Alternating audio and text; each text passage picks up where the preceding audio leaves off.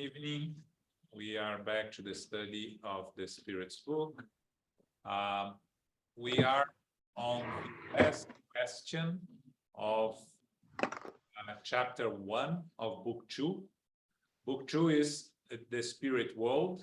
Chapter 1 is spirits, and the sub-item we are studying is angels and demons.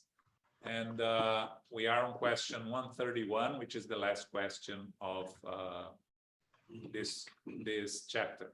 Okay, so I'm going to ask Philip to read for us. 131. Do demons, as commonly understood, exist? If demons existed, they would be God's work. Would it be just on the part of God to create beings eternally condemned to a life of wickedness and misery? If demons exist, it is in your low world, and any others of a similar degree, people who represent a just God as being cruel and vindictive, and who believe they will receive God's approval through the misdeeds they commit, are hypocrites. The word demon only implies the idea of bad spirits in its modern acceptance.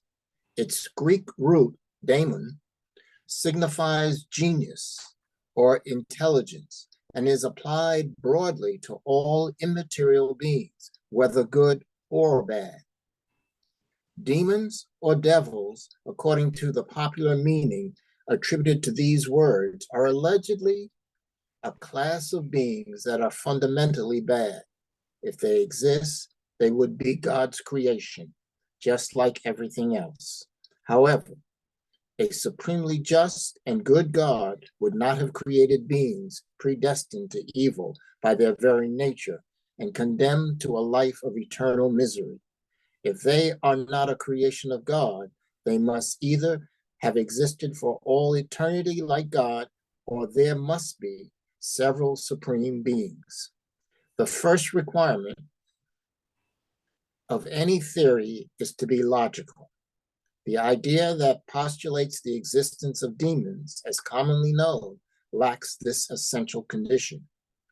It is natural that underdeveloped people who know nothing of God's attributes and profess the existence of malicious deities should also acknowledge the existence of demons.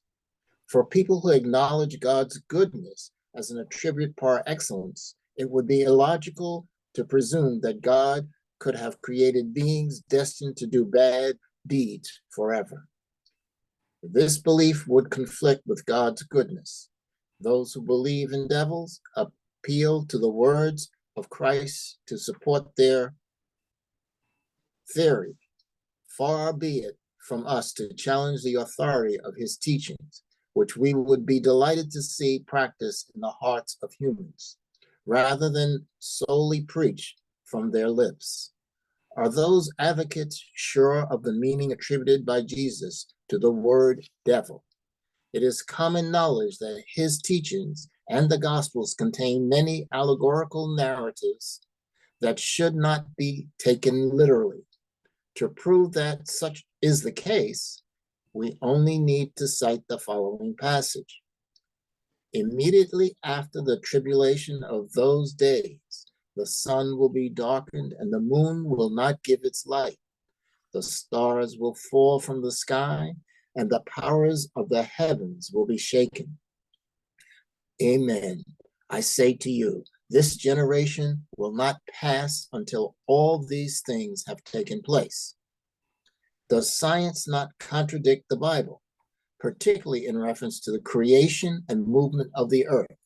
Could this not also be the case as with other figurative expressions employed by Christ to adapt his teachings to the time and place of his mission? Christ would not have knowingly made a false statement.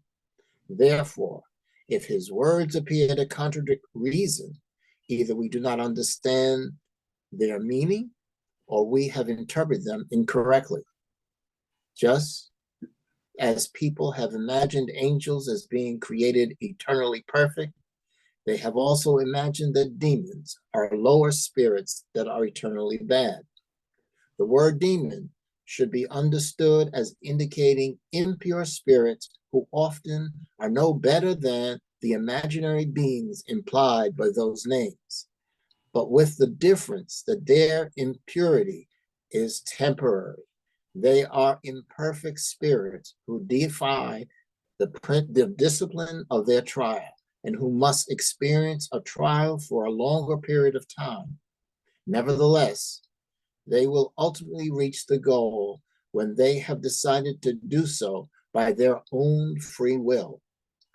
Demon could be used in this sense, but as it commonly conveys the meaning that has now proven to be false, its use could lead to error by appearing to acknowledge the existence of beings specifically created for wrongdoing. Satan is a personification of evil in a metaphorical form because it is impossible to admit the existence of a malicious being fighting God and whose sole aim is to thwart God's designs. As images and figures are needed to make a strong impact on the human imagination, people have adopted material forms for immaterial beings with attributes that suggest good or bad qualities. In the past, human beings had personified time as an old man holding a scythe and an hourglass. The image of a young man would have contradicted common sense. The same may be said of the allegories of fortune, truth, and so on. Modern individuals have depicted angels or pure spirits as radiant beings with white wings, a symbol of purity. In contrast, Satan has horns, claws, and the attributes of bestiality, symbols of the lowest passions. Human beings tend to take things literally and have mistaken these symbols for actual personalities, as they formerly regarded Satan or Saturn as the allegory of time. Thanks. Good. Okay. So the question that Kardec asked the spirits is if do demons as commonly understood exist? Right, and the spirits, their answer is short, then Kardec gives a very long explanation. The spirits tell us that if demons existed, they would be God's creation. Everything is God's creation. Now, understanding that God is eternally good and eternally just, how could have God created beings that are eternally evil, right? That doesn't make sense. Or if those beings were equal to God, then God would not be all powerful, which also does not make sense according to what we understand. So if God has not created eternally evil spirits, we just studied recently that God created all of us spirits simple and unaware, then what we call demons is just a representation of inferior spirits that are at this moment trying to cause harm to others, try to persecute others, to find vengeance. So Kardec then gives the explanation, and that's very important because the origin of the word demon comes from Greek, daemon. Socrates used to talk about his daemons, which are spirits, intelligent spirits, genius spirits that help him in his work. It was applied broadly to all immaterial beings, being good or bad. The word daemon in Greek. Now, when Christianity comes, Christianity appropriates the word and creates the word demons for evil spirits. And because, of course, of our lack of understanding of the spiritual world, of our characteristics as eternal beings, when we saw these spirits or these people that were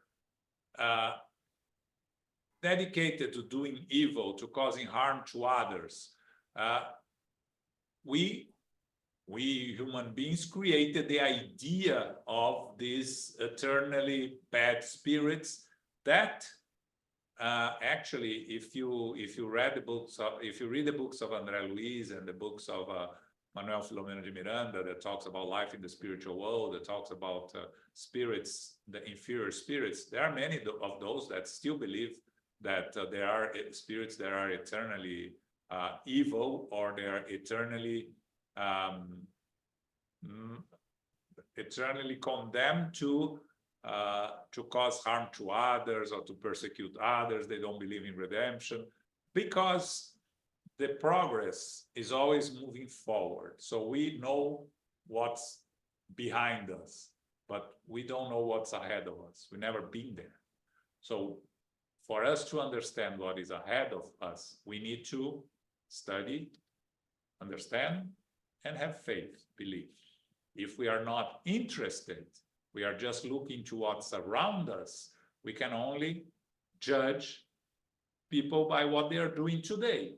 If we don't think of us as eternal spirits, we are going to think of those that are causing harm to others, and we have many, that they are evil people that will continue to be evil forever, because we don't see any, we don't see changes in the short term. So we think that in the long term, nothing will change. But the reality is that everything changes all the time, and the law is of progress. So Kardec goes into a long explanation about why, you know, that it doesn't make sense that God would have created beings predestined to do evil, and that we need to understand the law of progress, that God is the laws, the natural laws, the laws of God are the laws of justice, of kindness, and God creates us all simple and unaware, and we are all going to reach perfection. Now, the road that we choose belongs to each one of us, and many spirits choose the longer path, or the path of making mistakes, repeating their mistakes, causing harm to themselves, mostly to others, and having to repair. And it takes a very long time. That for us, unaware of our condition as eternal spirits, may look like we are eternally condemned to be in hell, or to live in amongst these evil spirits. But when we start to study, to understand, to open our minds to our nature as eternal spirits, that we are surrounded by spirits that are evolving like us, that every spirit that is incarnated, discarnated throughout the universe is progressing, we can start to accept, understand, and finally embrace the notion that we are all brothers and sisters, and we all need to help each other. So the word devil, that derived from the word demon, is again a creation of human beings, especially the representation.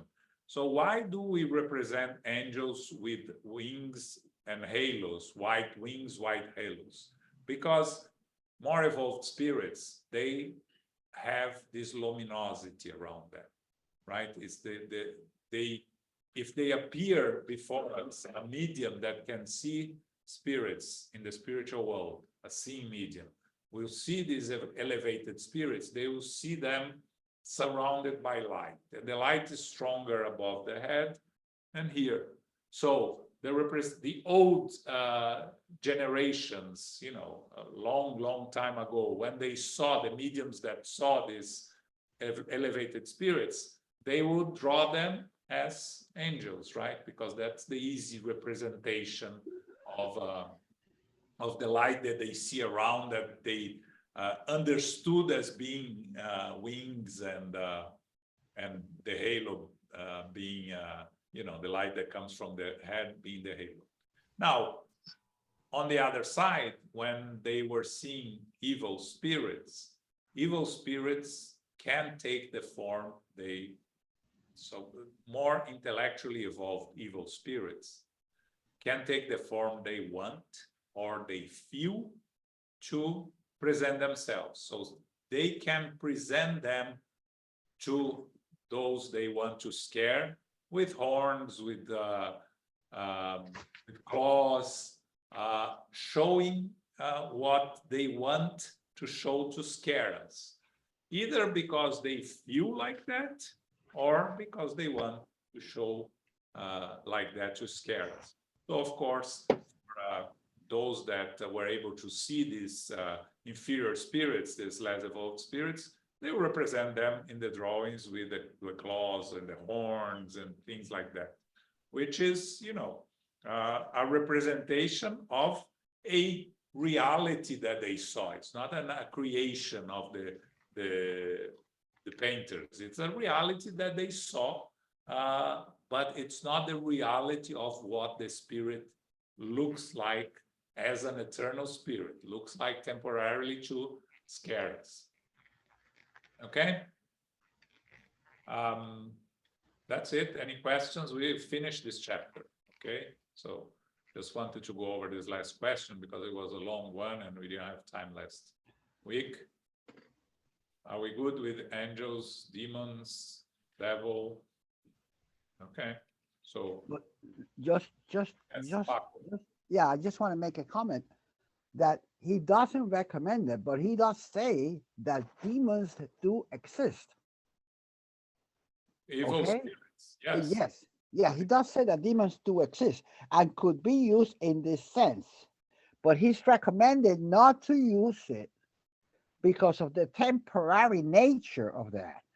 Perfect. That but we have to make sure understand that, yeah, he's telling us not to use it because of the temporary nature of the condition, but they do exist because demon could be used in this sense. Evil spirits do exist. Yeah, demons exist. Yeah, demons exist. Created to cause harm to others. They do Exactly. But It doesn't. Yeah, it's against the use of word demon because of the temporary nature of the condition. Yeah, and we just have to look. We're talking about the spiritual world, but if we look at the physical world, right? We have people here incarnated on Earth. Oh yes.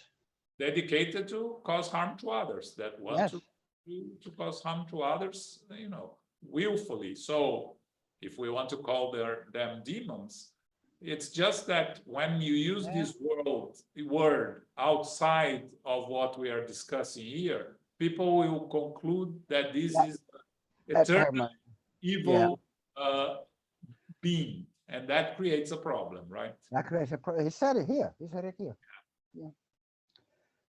But definitely, you are correct. They are demons. Yes. In history, in wars,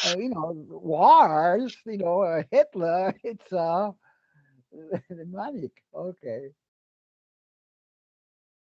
Okay. So now we are going to talk about incarnation of spirits. And the first question is a question that people ask that come to spiritism, ask all the time. Philip? Yes. 132. Yes. What is the purpose of spirit incarnation? God imposes incarnation as a tool to reach perfection. For some, it is a means of making amends, while for others, it is a mission. Every spirit must experience the difficulties of physical existence to reach perfection. Therein lies their atonement. Incarnation also requires a spirit to contribute to the work of creation. To fulfill this purpose, spirits assume physical bodies in harmony with the material state of each world to accomplish the missions that have been appointed to them by God. Through these missions, they contribute to the general good while also achieving their own advancement. The action of physical beings is necessary to the operation of the universe, but God has wisely designed this action to serve as a means of climbing closer to God. Thus, through the law of providence, all things are connected and everything in nature is united.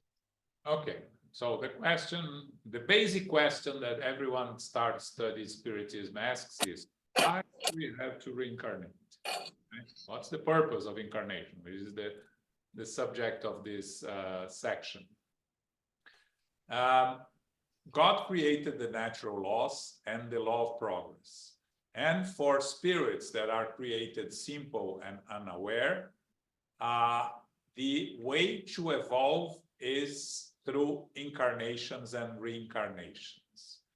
In the beginning, there is nothing for us to learn in the spiritual world because we don't have the ability to understand the spiritual world and our surroundings. So primitive people will come in a succession of incarnations, one after the other, short incarnations, one after the other, without much time spent in the spiritual world.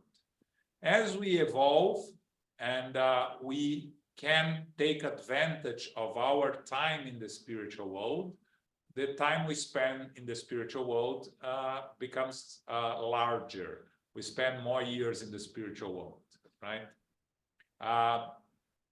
So what we learn in the spiritual world, can we learn? Yes. Can we progress? Yes.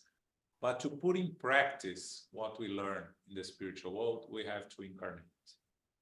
Because in the spiritual world, you are surrounded by spirits at the same level that you are. You know, same level, same vibrational level. Here on Earth, you are surrounded with spirits in a range that goes from less evolved than you to more evolved than you. And you face the struggles of the physical life, the difficulties of the physical life, that helps you to evolve and to put in practice what you have learned, both in the spiritual world and in the physical world. So people ask, well, but if I, you take the example of André Luiz, how much he's learning in the spiritual world, or he learned through the Life in the Spiritual World collection, right? But after learning all that, was he putting in practice what he was learning? Yes, in the sense that he was assisting others, he was being helpful to the different situations of the spiritual world.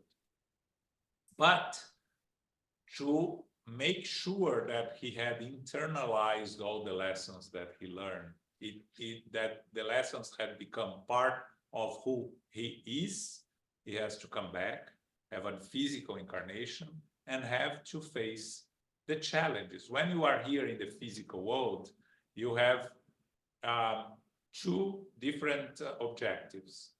You have the trials and you have the atonements. Trials are opportunities to learn things that you didn't know. We eventually will evolve with higher vibrations through moral and intellect.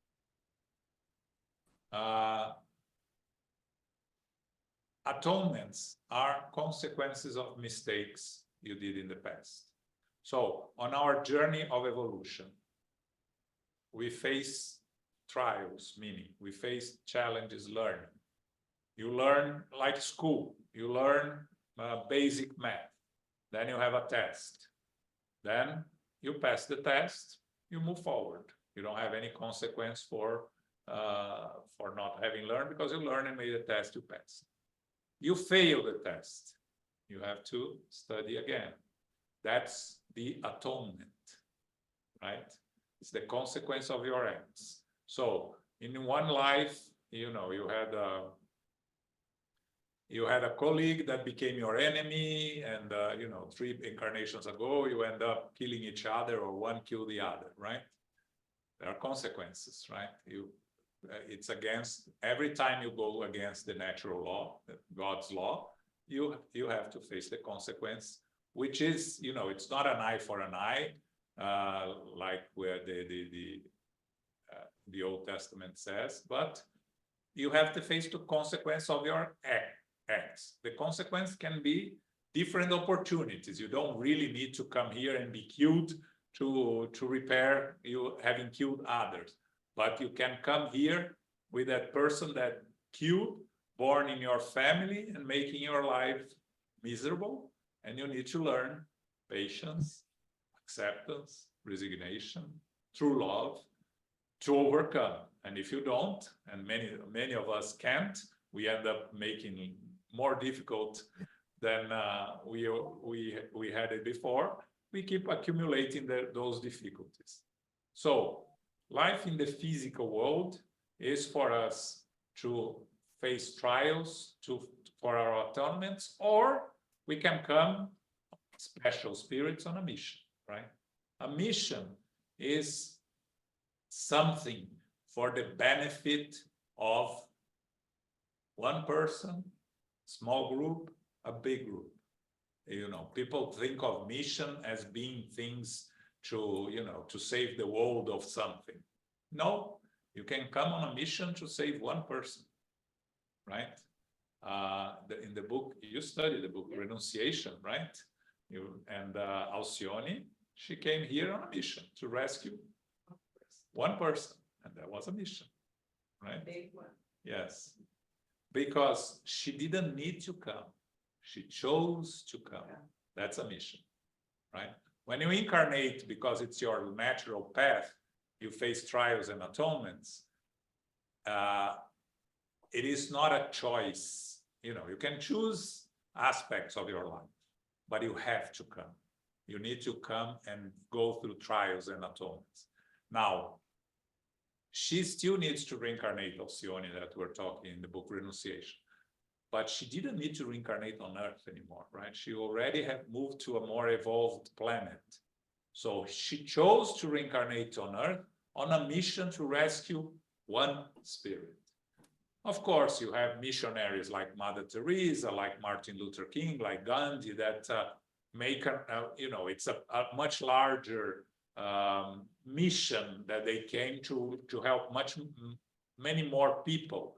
But you know, my point here on the mission is, mission can be just to help your own family. You know, 3 people in your family that are there struggling, and you can move forward, but you don't want to move forward without helping them. So you come on an incarnation, on a mission to help this family. So you see those people that are born in difficult families, and you see those that people outside call saints, right? That withstand all the difficulties of the family without complaining. The main characteristic of a missionary is the resignation, the acceptance, and the patience, whatever is the situation they face, right? You see the stories of these tragedies like the one we are having in Brazil right now, and you see one or another story of those that are working selflessly to rescue and to help people, and they are what they call heroes, right? You know, some of them may have come on a mission to help and to assist, right? So incarnation is a natural law. The purpose of incarnation is for us to evolve.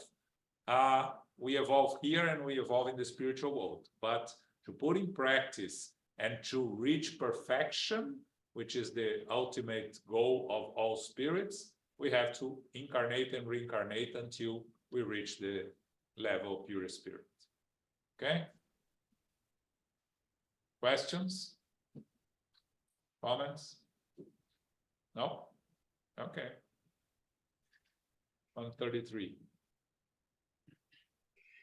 Is incarnation necessary for spirits who have followed the right path from the outset?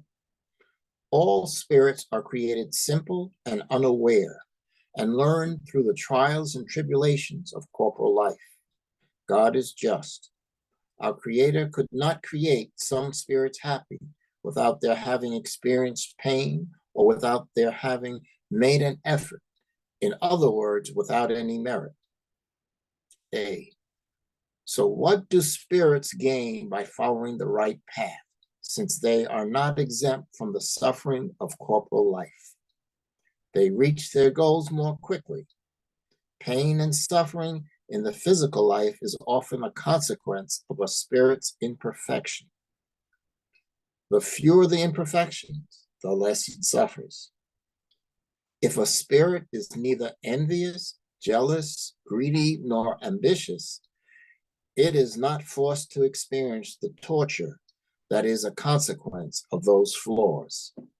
So the question by Kardec here is for spirits that have followed the right path from the beginning, right? Do they have to reincarnate also? And the answer to the spirits is we learn and we evolve through the trials and tribulations of corporeal life. That is the justice of God. So God, who could not have created spirits perfect, he created all of us the same. Now, we compare it, our path of evolution, to climbing a mountain, right? To reach the top of the mountain, which is the objective of us to reach perfection, there are a million ways to go up the mountain, right? We can take a million different routes, including a straight, if possible, straight route to the top. Now, how many spirits do choose the right path from the beginning? It's very rare, but it is possible, right? We go through the trials, we learn, we don't repeat, we don't make the mistake, because we learn through trials and errors. But when we make a mistake and learn from it, we move forward. We don't create any karma for us. We create karma when we make a mistake, do not learn and repeat the mistake. That's when we create karma. We create the necessity of atonement. If you learn, you take the test, you pass the test, you move forward, right? There is no atonement there. You learn with it. But you have to learn. You are not going to get to the 7th grade if you don't go through the 1st grade, 2nd grade, 3rd grade. You're not going to reach college if you don't dedicate study. But you can. There are many that reach college going, studying every year, doing well every year, not having any problems, and graduating with a good degree and with merit, right? And they get in a better college. Well, perfect spirits are all the same. There is no better perfect spirits. They are all perfect. But spirits can reach that top of the mountain with less trials and tribulations. Again, we are all imperfect spirits. We are here and we are going to make mistakes. The important thing is to accept the consequences of our mistakes, to learn from them, and to move on. But unfortunately, most of us still make mistakes, do not recognize the mistakes. Is always other people's fault. It's not our fault. And if we don't learn, we have to repeat, right?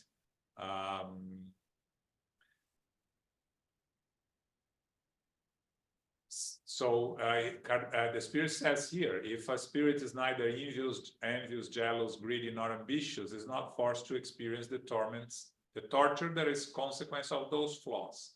Again, physical life has its own pains, right? When we are incarnated in the physical world, we face the consequences of age, of diseases, and everything else. How we face those situations is what helps us grow or keeps us back and takes us to a better place in the spiritual world and we return, or take us to a less evolved place in the spiritual world, surrounded by spirits that vibrate at the same level that we do. So incarnation is an opportunity to learn. It's an opportunity to repair. Whether we take this opportunity or not, it's our own choice, our free will. And if we don't, we have to come back and repeat, like students have to repeat the classes that they haven't learned. Okay? Suffering is relative and subjective, right? You use the example of the student. The good student who accept the challenges of academia, it doesn't see the new steps of suffering. You know, you reach a level now that you have acquired enough knowledge that are going to introduce you, I don't know, trigonometry.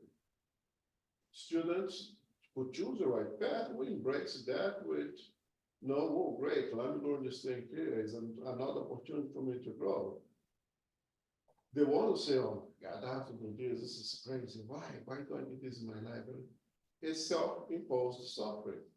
Suffering does not come from God, it's self-imposed. And only by qualifying those opportunities as suffering gives a good idea of the moral quality of those experiences. So suffering, don't like the word much over here, because suffering is self-imposed. Atonement, yes, suffering, but that's because you already rebelled against the opportunities given to you. We already found the opportunities to be a source of suffering. And then you contracted the debt to the law, i.e. an atonement. But way it's framed over here, the spirits to choose the right path, they don't face suffering. They face trials, but they don't see the suffering. We, in our ignorance, because we are lazy, we complain about everything, we create our suffering for ourselves. Yeah, there is that phrase that pain is mandatory, suffering is optional. Right. Right. We have to face the pains of our physical life, but suffering is an option, like Elmo just said. Okay. Okay, the soul. 134. What is the soul? An incarnate spirit. What was the soul before being united with the body? A spirit. Are souls and spirits one and the same thing? Yes, souls are spirits. Before joining a body, the soul is one of the intelligent beings living in the invisible world. It assumes a physical body temporarily to complete its purification and enlightenment. Okay, this is, we talked many times about this here. According to Kardec, a definition that Kardec decided to receive from the spirits and used in Spiritism is that the soul is an incarnated spirit. Now, when you go outside Spiritism, you are going to see different definitions of soul, right? Soul being the thing that animates the physical body, being the spirit in the spiritual world, being many other things. But the spirits, and they are going to talk a lot about this in this item, the soul here. They talk about words and our choice of words and our definition of words. So in Spiritism, we should use soul as an incarnated spirit. When we are here on earth incarnated, that's what we call souls. And when the soul is in this spirit world, is a spirit or an errant spirit that we are going to see also. Errant spirit is a spirit between incarnations, spirit that still needs to reincarnate. So that's the definition of Spiritism. But we are, when we talk to people outside Spiritism, we cannot force them to accept definitions that we use in Spiritism. So if they want to use soul for any other thing, that's fine. As long as when we are studying Spiritism, we understand that whenever they mention soul, they are mentioning an incarnated spirit. And when they're talking about the spirit, they're talking about a spirit that does not have a physical body, okay? Again, even in the Spiritist literature, you are going to find sometimes soul as a discarnated spirit. Some authors calling souls in the spiritual world. So not even the definition that Kardec tried and the spirits tried to bring to us is fully used in the Spiritist literature, right? So it is one of these words that we have to be very careful and to have to understand how it's being used. If someone is using soul as a discarnated spirit, as long as we understand the concept, again, it's words, and our choice and definition of words depends on ourselves. But for the study of the Spirit's book, for the study of the basic codification of Kardec, soul is an incarnated spirit. When we are not incarnated, we are a spirit, an errant spirit, or a spirit in the spiritual world. And then Kardec asks if souls and spirits are one and the same thing, and yes, they are. So before joining a body, the soul is one of the intelligent beings living in the invisible world called spirit, and assumes a physical body temporarily to complete its purification and enlightenment, what we've been discussing, the necessity of reincarnation to evolve. Okay? All right?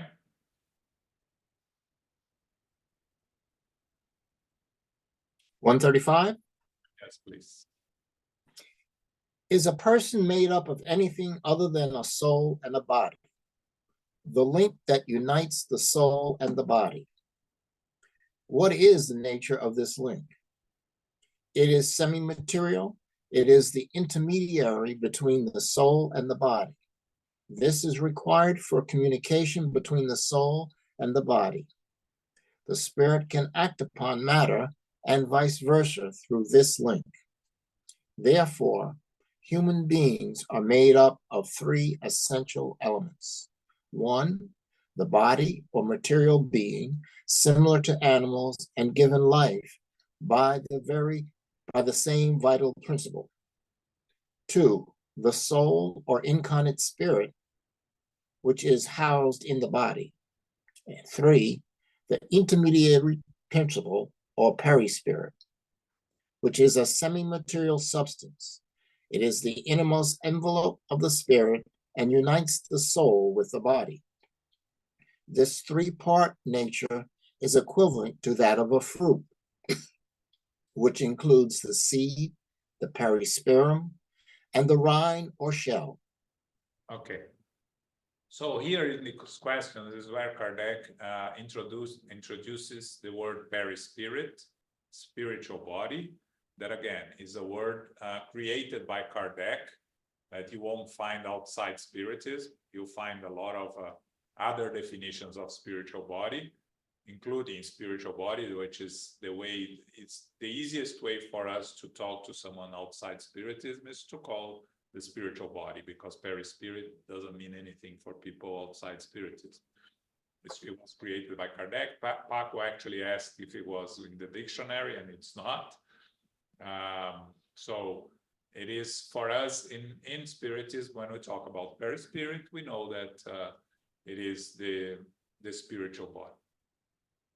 The spirit uniting, we have to go back to the creation, right? God created the intelligent principle and the universal fluid, or the cosmic fluid, where all matter derives from. So our physical body, our spiritual body, our thoughts, our vibrations, everything comes from the universal fluid. Now, for the soul, when it's incarnated, to act on the physical body, it needs a connection, the connection between the spirit from the intelligent principle and the physical body, that is matter. The connection is done by this semi-material, which is not an exact word again. We lack an exact word, right? Because if everything that comes from the universal fluid is matter, you cannot have semi-matter, right? But because the physical body we call matter, for us to call something more ethereal than a physical body, the spirits decide to call semi-material. So we stay with the word semi-material, which is the intermediary between the soul and the physical body. Now, so when we are incarnated, when they say here human, we are composed of three essential elements. The physical body, which is the same of like the animals have, and giving life by the same vital principle. So what animates a dog, a cat, a cockroach is the same thing that animates us, which is the vital principle, which is also derived from the universal fluid. Everything that is not intelligent, principle, or spirit comes from the universal fluid. And then we have the soul, or incarnated spirit, which is connected to the body. And again, when we talk about where is our perispirit? Is inside our physical body, outside, enveloping our physical body? No, it's associated with our physical body. And that's the best definition that we can have. So, you know, people thought at some point that the aura, which is the field of energy that we all emit, was the perispirit. It's not. The field of energy, the so-called aura, is exactly that, the energy that we are reflecting from our thoughts, from our own vibrations, but it's not the perispirit. The perispirit is associated, again, we lack exact ability to reflect how the perispirit is in relation to the physical body. So perispirit is associated with the physical body, and it's the way that the spirit acts on the physical body. And this intermediary principle, perispirit, Kardec took it from the word perisperm, which is the fruit, right? The fruit has the seed, the perisperm, and the shell. That's how he came with perispirit, right? Kardec said that the shell would be the physical body, the seed would be the spirit, and the fruit itself, the perisperm, would be the perispirit. Again, it's an analogy because the physical body is not like that. It's not the spirit inside the perispirit inside the physical body. The spirit, the spark that is associated with the physical body, it's not here, it's not. It's associated. It animates the physical body through the perispirit, but it's associated, which is the best definition we can have. Okay, I want any more clear explanation. No. That's good. Any questions? No. Okay, 136. 136. Is the soul independent of the vital principle? The body is merely the envelope, as we have repeated multiple times. Can a body exist without a soul? Yes. However, when the body dies, the soul leaves it. The union between the soul and the body is not complete before birth. But once this union is established, only physical death can break the bond uniting the body to the soul. Organic life may exist in a body without a soul, but the soul cannot live in a body deprived of organic life. What would our body be if it had no soul? A mass of flesh without intelligence. Anything you would like to call it except a human being. Okay, so the vital principle is what animates the physical body. We studied that before the beginning of the book. The vital fluid animates everything that is alive.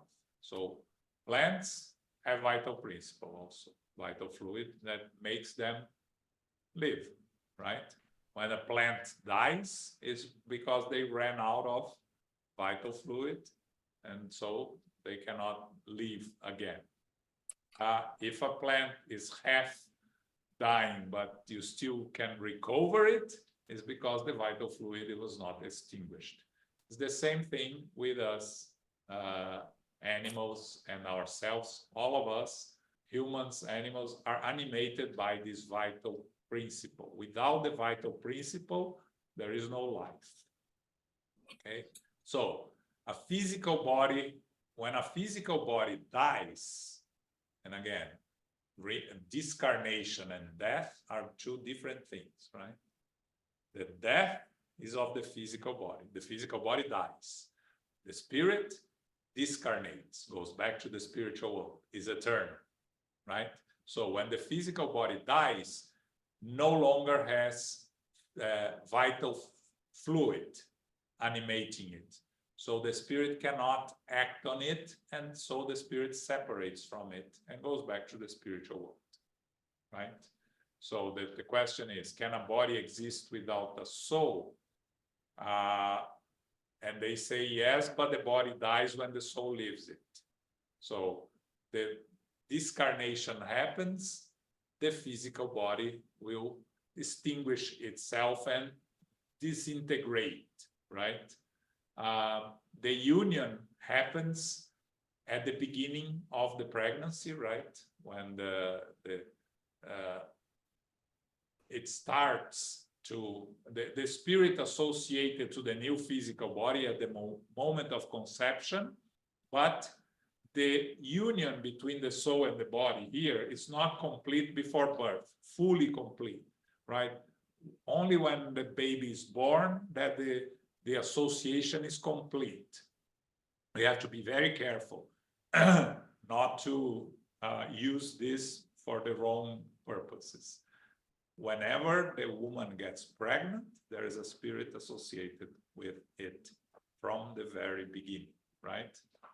The zygote gets together with this. Even before pregnancy, right? At the moment of conception. Of the conception, yes. Moment of conception, yes. Pregnancy is late. Yeah. But this link between the spirit and the body that is being formed inside the womb of a woman will only be fully complete after birth, right? The spirit is not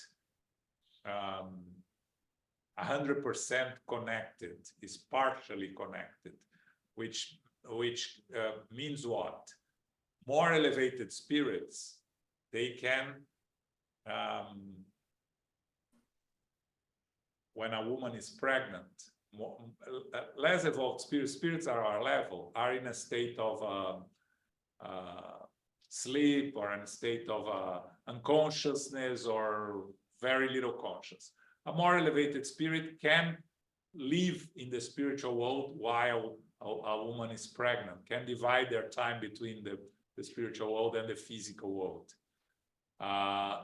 But once the baby is born, that division, it becomes more difficult. They still can do during their sleep, but it becomes more difficult because then when it's after the baby is born, the union is completed, right? It's established, as they say here. And once it's established, only physical death can break the bond uniting the body and the soul.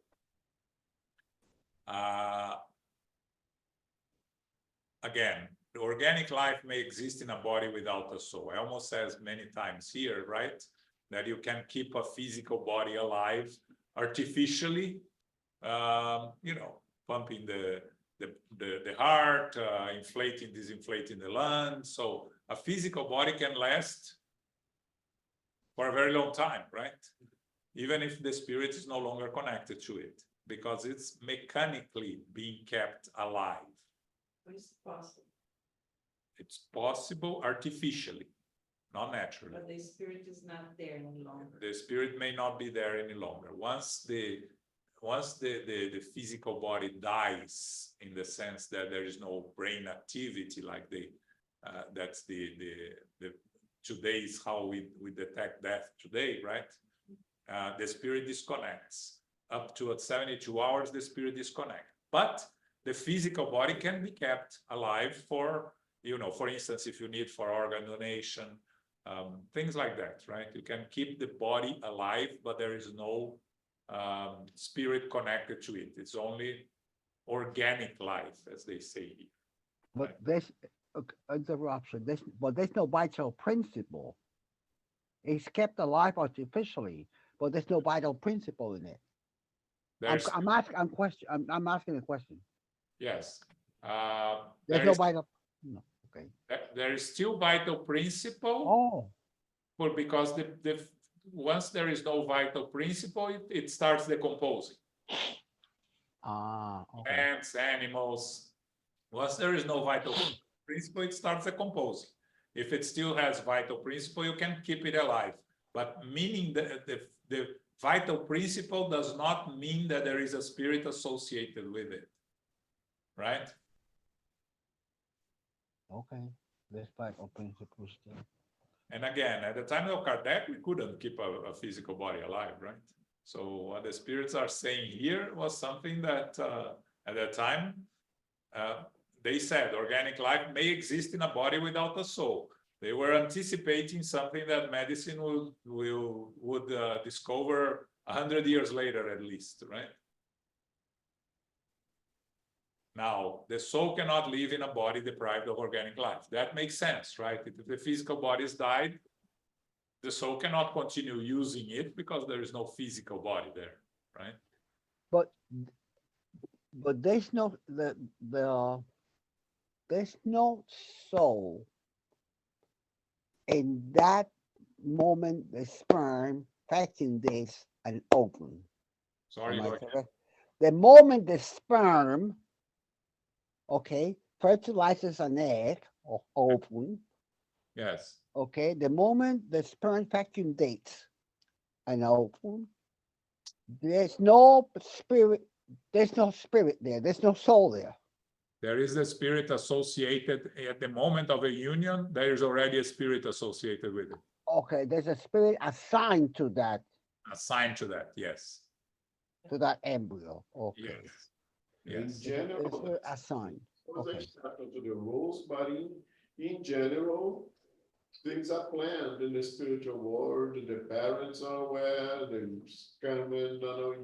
In general, when things run this normal course, yes, that spirit will be there waiting for the moment to associate with matter. Yeah. You heard of cases of stillborn babies, right? Yes. And some cases of stillborn, there is a spirit associated, and some cases it may not have a spirit associated with it, right? But it's rare cases. The normal cases, yes, there is a spirit associated from the moment of conception. And what they call, and this is probably to Elmo, this probably Elmo can probably answer this better. What they call that, the SIDS, a sudden infant death syndrome.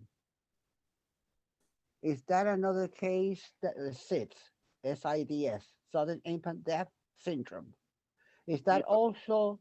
That's the death of an infant. Yeah. Yeah, there is a spirit associated with that body, and that you can treat that as a death. It's That's a just death. It's a regular death. could be at 1 year old or 500 years old, still does a death. There is something of that is something that's called mole pregnancy, in which there is development of a fetus without real life. It is just the biological processes of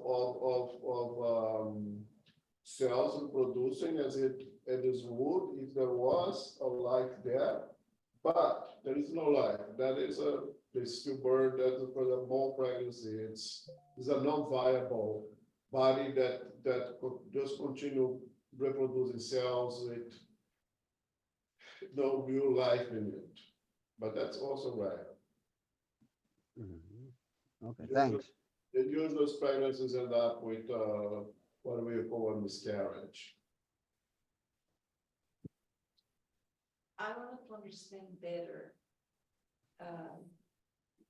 When you get pregnant, so there is already a spirit that's associated, but it's not really in the womb, in the baby, only when the baby. No, it's Fine. the same way that a discarnation, the soul separates from the physical body. It takes up to 72 hours Right. because you disconnect each cord one by one until the silver cord, which is the last one to discarnate. It's a process. The incarnation is also a process that takes 9 months. So during these 9 months, the spirit connects cell by cell with the new body that is being formed. It's in that sense that, it's fully integrated when it has a body.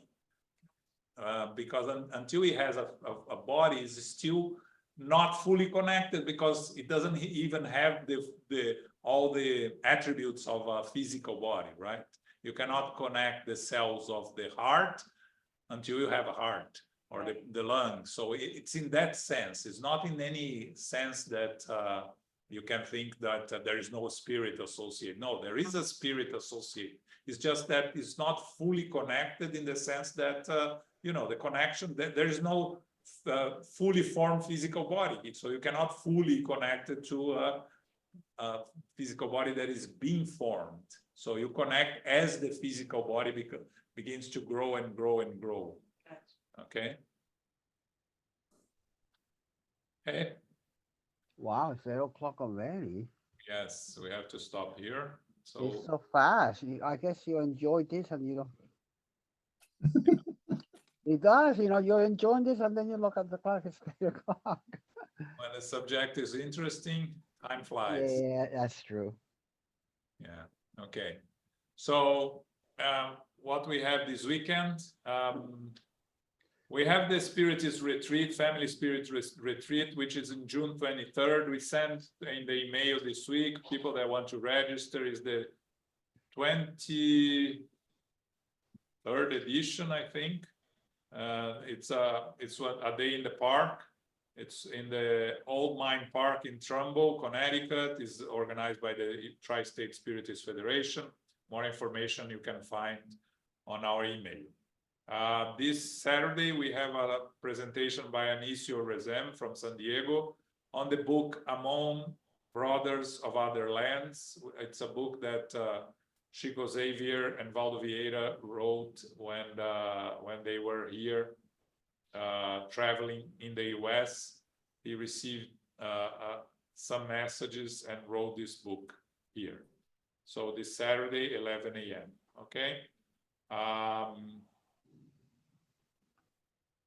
Besides that, what we have Sunday, this coming Sunday is the 3rd Sunday of the month. So we'll be studying the book, the Medium's book. Okay. This Sunday. This Sunday? Sunday, 11 a.m., the Medium's book. Okay. I love that. Carol, can you do our final prayer? Yes, certainly. Very interesting class. Thank you very much, John and Elmo. And thank you, Philip, for reading. And thank you, everyone, for participating this evening. Infinite Creator and Supreme Intelligence, we give thanks to be together again for our studies of the Medium's book. Our topics this evening being angels and demons and the purpose of incarnation. Angels are pure spirits and appear to be surrounded by light, according to seeing mediums. Demons, or the original terminology, daemons, are characterized as those who do harm to others. They are considered bad. As simple and unaware spirits, we may choose the low order path. However, we eventually will evolve with higher vibrations through moral and intellectual development and through our challenges. We do learn through mistakes until we pass the lessons. The purpose of incarnation is to acquire experiences and opportunities in the physical existence. Advancement is the goal in order to become a perfected spirit. May we try to align with these natural laws, the laws of God. A soul is an incarnated spirit according to Spiritism. The perispirit is the intermediary link to the spirit, and the body is the envelope. We give thanks to our spiritual benefactors and the good spirits for guiding and inspiring us this evening. May we receive the love, light, and peace of Christ within us. and for our loved ones, our teachers, our directors, the counselors, the mediums, the workers, and all who are participating. We pray for inner peace and especially now for world peace and for those who are suffering in the physical and spiritual worlds. We pray for our center, SGNY, and all spiritist centers throughout the world, that they may grow, prosper, expand, and be protected by day and by night. As we close, we humbly ask for safety and protection as we return to our family, friends, loved ones, and co-workers. May we go forth as beacons of love, of light, of peace, of service, and charity, which is love in action. May we humbly ask for great protection for all of us in our endeavors, and may peace prevail. So be it.